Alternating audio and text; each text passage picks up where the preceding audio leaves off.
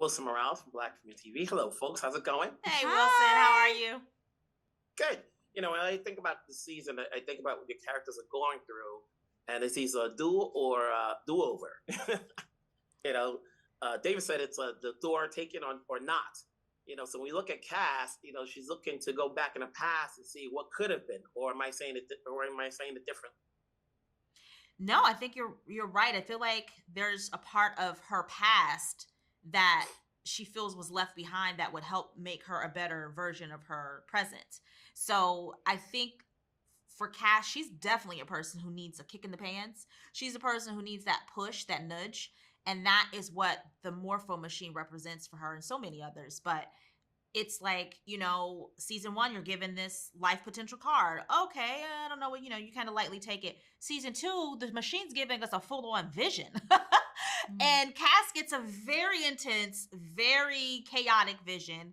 And she's left to finally figure out, okay, how do I decipher this? And it takes some shifts in relationships in her life.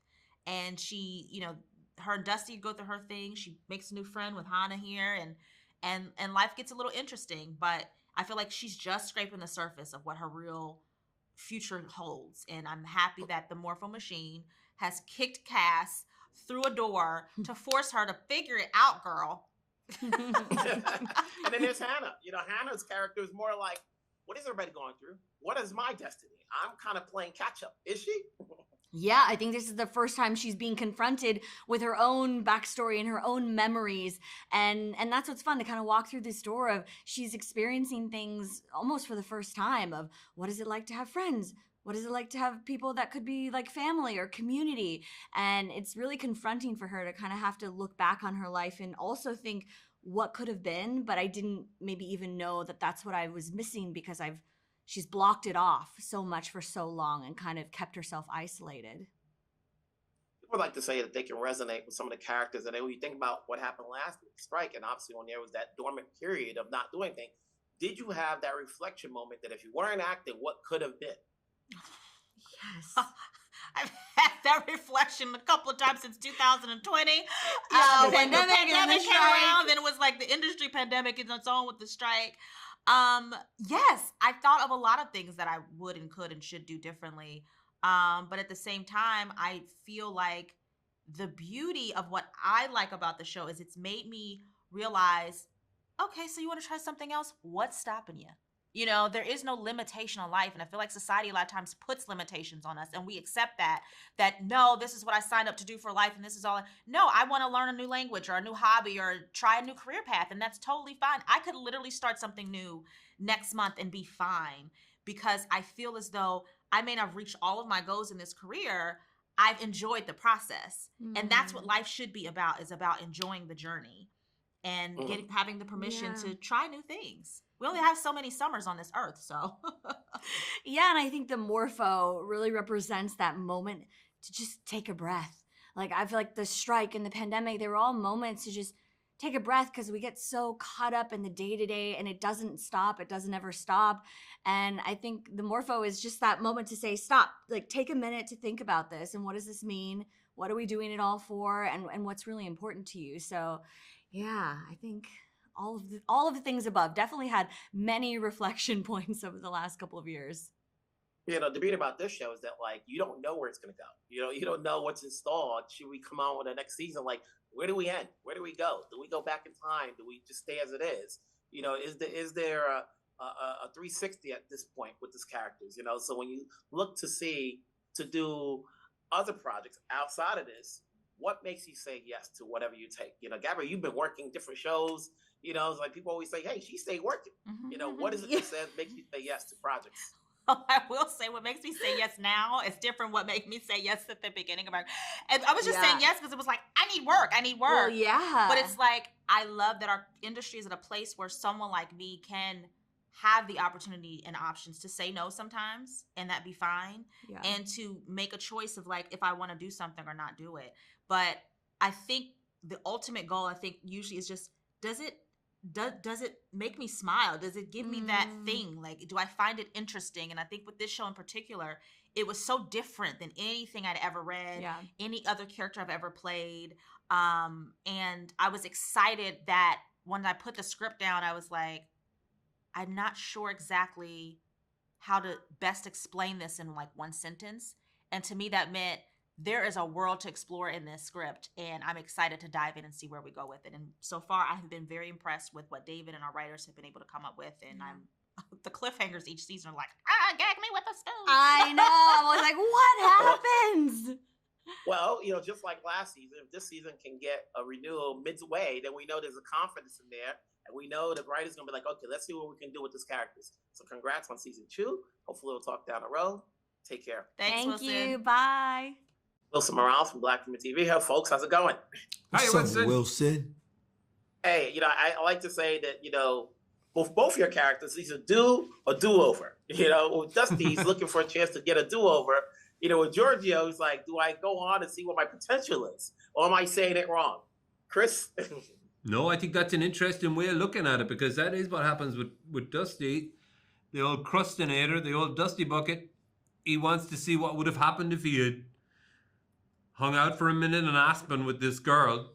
And I suppose that speaks to a bigger question, which is if I just hadn't settled down at that point. Mm-hmm. And there isn't a man alive who hasn't put that through his little noggin. And then, with Giorgio, he's always a barrel of laughs, and he's still looking to find his path somewhere. How much more can you say about Giorgio, Josh? I think you nailed it. I think he's trying to figure out how he can be a superstar still. He had the definition of it when he was playing hockey, when he was at the top of his craft. That's what he trained for his whole life. And then he forgot to go be a human, probably. So now here we are, and he's trying to become a human. And he finds Nat, thank goodness, that he finds the love of his life. And she's been there the whole time. And she can help him fulfill that real potential. I was saying to the other ladies, it's like, okay, this whole, resonates with some people in some aspects, depending on your characters.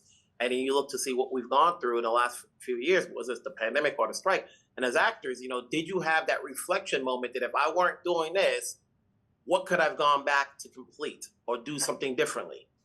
Was that a period of time? Or do you still have that when you're not working? Wilson, I had that Tuesday, bro. Like, it crosses your mind every week as an actor. It's one of those things where it's part of the nature of what we do, where when one job ends, we're unemployed and we're looking for the next job.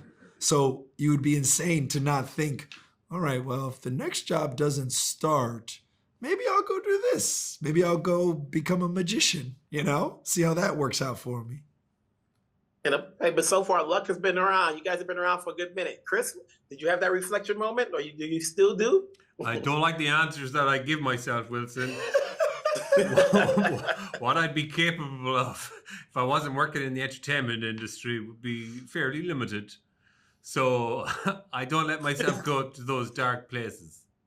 See, that's good thing. That's a good thing. And Josh, come on. I always say, the lines that they give you are so comedic. Do you see yourself having funny bones? Absolutely, I got funny bones. I laugh so much when I'm working. I like to think of myself as a good audience member because I like everything, man. I like everything. I just want to go have a good time. And if I see people working hard, let's go. That gets my juices going. I love it. What about you, Chris? Is there any point in time? I hate hard workers. Terrible audience. God, I hate hard workers. Watching them working hard. Try to inject any humor, Chris, in any of your lines? Any more humor than what they're writing? I mean, I try, but mostly I don't ever think of that necessarily as my job. I think the writing is supposed to make it funny. I'm just supposed to make it believable.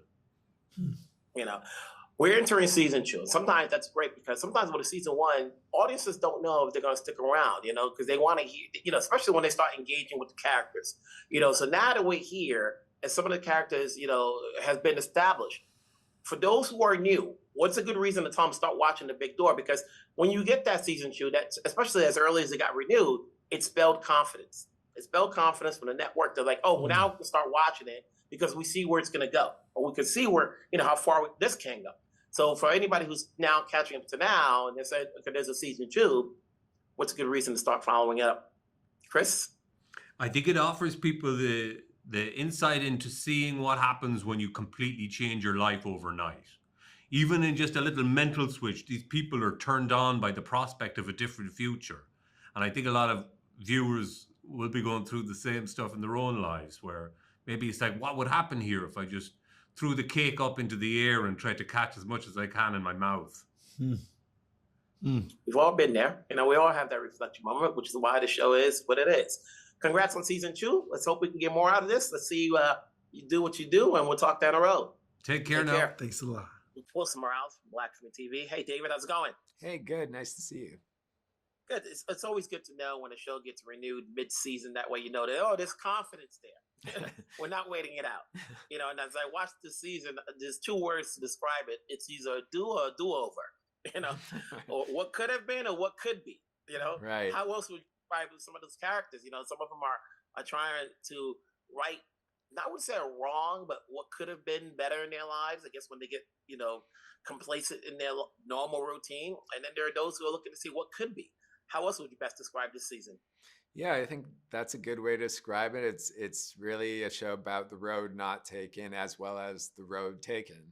And in the second season, our characters are taking bigger risks in their lives. They found out what their life potential is through this machine in the first season. And now it's like, well, now that you know what it is, what are you going to do about it? Are you going to make a big change? Are you going to stay where you are, somewhere in the middle? And what is at risk if you do make that big change? Because to go on that other path, you have to leave the path that you know. So it's a comedy that allows us to explore these really big, fun, philosophical questions. And that's the key word, explore. That when you have a show that you don't know where it's going to go, if we go to a season 3, there's do you leave it off at phase 3? It gives a chance to the writers. It's like, okay, do we add new people? Do we go back? How much further along did you map out how far you can take the series? Well, I think, with both the first and the second season, we know what we're building to. We want these really exciting climactic final episodes, and to be able to look back on everything that led up to that and realize that we were planting these puzzle pieces and building the season, building these characters, bringing them all together in a really exciting way. So, try to take it one season at a time with always a bit of an eye forward, and that's how we construct our stories. It's billed as a comedy, tri-comedy, or however you want to say it, and then there's the challenge of mixing in drama, comedy, and how people can relate with some of these people's storylines. As part of that team, how do you cope with it in terms of trying to balance it out when you're focusing on some character like Josh's character, who's seen as more of the humor than everybody else's? Well, I have a deep affection for all of the characters, which I think helps, including Giorgio, who might on the surface seem to be kind of ridiculous. I think once you get to know who these people are, why they are, there is a lot of empathy between the townspeople and hopefully between the audience and the cast. And so, that balance between comedy and moments that are a little more sincere, a little more genuine, a little more heartfelt is something that I'm always striving for. I always wonder, as producers and creators, when you're watching the show evolve and it has that fan base, are you reading any of what they're saying to determine season 2 to see who should get more or less? Or is it already mapped out that you want to even it out with every character?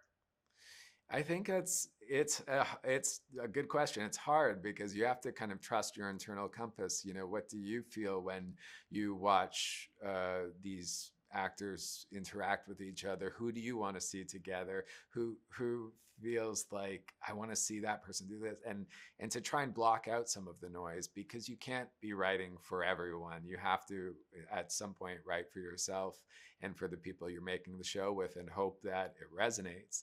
But definitely when shows become more successful and more seen, it becomes harder and harder to block out the noise. Well, let's hope we can get a season 3, keep it going. Obviously, this is a show that can go anywhere, which is the fun of people watching it week after week. So congrats on season 2. Let's talk down the road. Thank you very much.